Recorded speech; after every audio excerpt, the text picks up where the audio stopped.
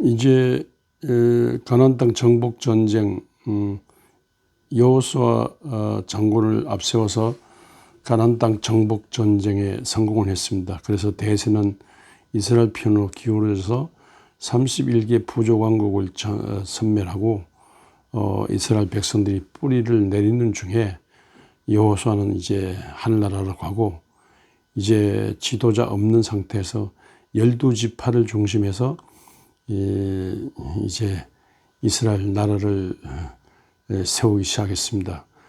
그런데 12지파를 중심한 부족 왕국 이 시대에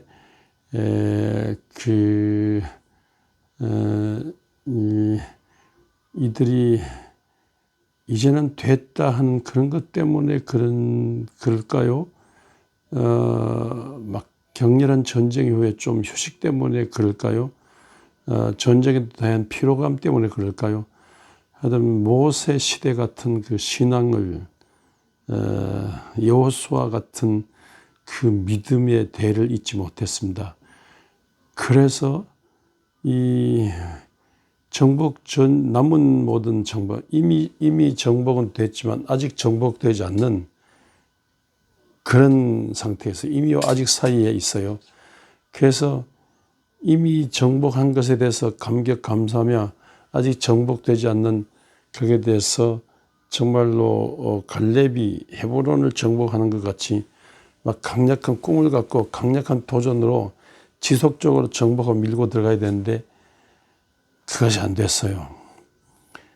그래서 어떨 때는 뭐 위기가 오는 거예요. 이 원주민 세력들이 팔레스타인 가나안 땅 원주민 세력들이 달려드는 거예요. 원주민 세력들이 지배하는 것 같은. 그래서 이걸 또 이기려고 해야 돼. 원주민 세력 몰아내야 되는데 여호수아 신앙 정신력 몰아내야 되는데 이게 잘 안 되고 밀었다 땡겼다 하면서 아주 고전을 면치 못하는 그런 상황. 그게 사사시대 상황이지 않습니까? 이때 사사시대 초기에 어떤 하나님의 사자가 나타나서 복임이라는 지방에 나타나서 이 전 이스라엘 백성들 향해서 선포했어요. 하나님과 언약을 제대로 지키지 않으면 가나안 땅 원주민들과 연합하지 말고 원주민들의 신을 물리치고 여호와 신앙을 깊이 뿌리내리라는 이런 말씀. 그래서 하여튼 원주민들의 유혹에 원주민들은 하나님을 안 믿어도 뭐 잘 되는 거겠죠. 그러나 이스라엘 백성은 하나님을 믿어도 지금까지 이 모양이고 어떤 그 원주민들과의 갈등 속에서 여러 가지 느낌이 있어가지고 당황해서 이렇게 적응해 가는 과정에서 이 원주민들에 대한 타협이랄까, 원주민들을 다시 번역해야 되는 걸까, 원주민들의 문화에 대한 어떤 그 현혹된 마음 그런 것이 있는 것 때문에 그래요. 하여튼 이게 약해요. 그래서 하나님의 사자가 나타나서 막 이런 원주민 세력들을 강력하게 물리치지 않으면 신들을 물리치고 원주민 가나안 땅 이 세력들 물리치고 여호와 신앙의 뿌리를 강력히 내려 강력한 믿음으로 강력한 크게 믿고 크게 나여 강력한 돈으로 지속적으로 여호와 정복 전쟁을 지속적으로 밀고 들어가서 깨이 이 가나안 땅을 너희들이 차지하라고. 그렇게 만약에 차지하지 못한다면, 만약에 강력한 믿음으로 이기지 못한다면 가나안 땅 원주민 세력들이 너희 옆구리에 가시가 될 것이고 가나안 땅 신들이 너희의 올무가 될 것이라고 이렇게 막 책망을 부흥강사같이 외치며 책망을 했어요. 그럴 때만 이 말을 듣는 이스라엘 백성들이 막 여호와의 사자가 이스라엘 모든 자손에게 말씀 이름에 백성이 소리를 높여 울었다 했습니다. 사사기 2장에. 그 백성이 소리 높여 우는데 그러므로 그곳을 이름하여 복임이라 하고 그들이 거기서 여호와께 제사를 드렸다. 이 복임이란 말은 이 우는 자들이라. 막 우는 자들로 하나님 앞에 회개하면서 하나님께 제사를 드리고 다시 조상들의 믿음을 회복해서 다시 이 가나안 땅 정복 완전 정복에 나서겠다고 다짐을 했습니다. 그러나 앞뒤 성경 말씀 보면 이 눈물의 다짐은 잠깐이었고 끊임없이 가나안 땅 원주민들의 침략을 받아가지고 이제 못 이겨요. 예를 들어 예루살렘 같은 경우도 정복에 성공했는데 여부수족에게 밀려가 여부수족을 점령하고 있는 여부수족 땅을 뺏어서 예루살렘을 정했는데 예루살렘을 뺏겼는데요. 예루살렘 뺏기면 몇백 년 뒤에 다윗 시대 때 다시 찾아왔지 않습니까? 그러니까 이렇게 예를 들어 예루살렘 뺏기듯이 요소요소에 뺏기고 정복당하고 이걸 여호수아 여호수아들 중심에서 법궤를 모시고 정복 전쟁으로 파죽지세로 밀고 가서 차지했는데 다시 뺏길 위기가 오고 그래요. 그래서 이걸 지속적으로 이기지 못해가지고 또 눈물로 회개했지만은 또 안 되고 그걸 계속해서 반복하는 것이 사사시대 가나안 땅 정복 사사시대의 이야기입니다. 그때마다 유명한 믿음의 하나님의 성령과 능력을 받은 믿음의 사사들이 나타나서 믿음의 사사들 중심한 대대적인 회개운동을 일어나고 그러다 또 넘어가고 또 부패하고 또 가나안 땅 정복, 가나안 땅 원주민들에게 당하고 또 회개하고 또 무장하고 또 이기고 그 다음에 또 부패하고 또 회개하고 또 일하고 이걸 계속해서 반복하는 이런 사사시대의 이 혼란입니다. 그래서 이 복임에 우는 자들 이게 무슨 의미가 눈물로 회개하는 게 아무 의미도 없다 이렇게 말합니다.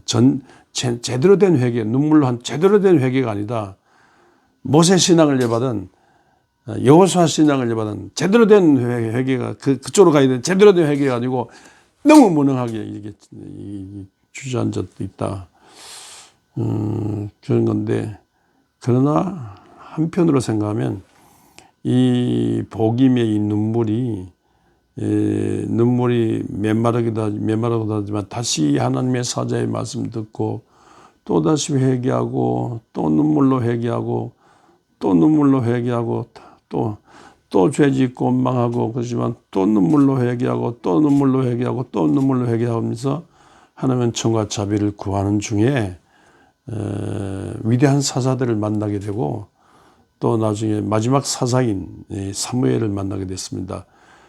마지막 사사 예언자인 사무엘이 나타나서 미스바 성회를 통해서 대대적인 눈물로 회개하자마자 대대적인 영적 무장하고 그래서 블레셋 모든 악한 세력들을 쳐부수고 초대왕 사울 시대를 열고 사울이 말 듣지 않으면 사울 폐위시키고 다윗을 세우고 다윗의 시대 때 다윗 시대 때 정말 쥐구멍에도 뱉을 날이 있다고 고난 많은 땅에 아브라함의 약속한 하나님의 축복을 다윗 시대 때 받고 또 다윗 성전 건축 솔로몬 때 성전 건축하고 메시아를 대마하는 위대한 민족으로 일어났는데 이런 모든 이렇게 우여곡절을 겪으면서 사무엘 시대를 만나고 다윗 시대를 향해 가는 이 과정에 이게 복임의 이 우는 눈물에 우는 이 사사시대 초기에 복임 지방에서 울었던 그 눈물 회개 이걸 늘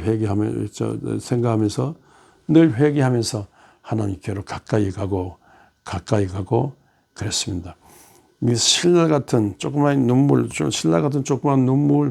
눈물의 맥이 눈물의 회개의 맥이 끊임없이 있었습니다. 눈물의 회개의 맥을 통해서 주님께로 자꾸 가까이 가는 중에 이 눈물의 회개가 커지면서 이 눈물 회개가 커지면서 사무엘 시대를 만나고 왕조 시대에 만났다는 생각입니다. 그러니까 이 복임 지방에서 울던 그 회개, 정말 하나님 앞에서 민족을 끌어안고 자기들의 허물과 죄를 회개하고 약함을 회개하면서 하나님 앞에 매달린 이 자체가 얼마나 중요한지 모릅니다. 에스겔 9장이 있습니까?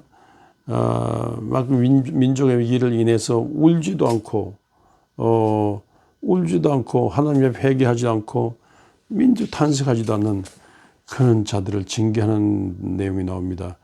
그래서 하나님의 사자가 징계할 때 눈물 있는 자의 이마에 표하고 눈물 없는 자의 이마에 표지하지만 눈물 있는 자를 다 살리고 성전에서부터 눈물 있는 자는 다 살리고 눈물 없는 자들을 죽이고 그랬습니다. 그게 에스겔 9장의 그 민족의 해방을 다시 생각하는 건데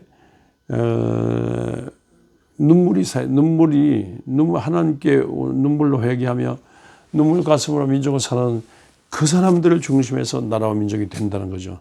그 눈물이 없으면 그 사람도 망하고 민족도 망한다는 그 눈물이 얼마나 소중한가를 강조했습니다. 바벨론 여러 강변에서 눈물로 회개하며 하나님 앞에 매달려 기도했기 때문에 이스라엘 백성들은 70년 만에 바벨론 포로에서 돌아와가지고 유다 지파의 종손 스룹바벨을 중심해서 성전 건축하고 느헤미야를 중심해서 도시를 건축하고 그래서 이스라엘이 일어났습니다.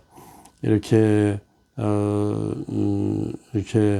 눈물이 중요합니다. 우리 주님 예수 그리스도께서 오셔서 회개를 촉구하시면서 눈물로 회개하지 않으면 망한다고 그렇게 하셨습니다. 눈물의 회개는 살리는 것이고 눈물의 회개가 없으면 죽는 것입니다.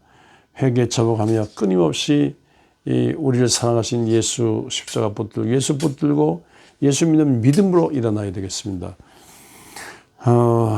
제 생애는 눈물의 생애입니다. 저는 원주에 무심코 왔는데 한 주간 동 금식하며 기도한 중에 너무너무 눈물이 많이 나더라고요. 광주 항쟁으로 인한 눈물이 나라와 민족에 대한 눈물이 있고 우리 교회가 일어날 가능성이 전혀 없기 때문에 눈물이 이 21년간 망한 교회 때문에 눈물이 나오고 광주 항쟁으로 이 고통받은 이 민족이 때문에 눈물이 나오더라고요.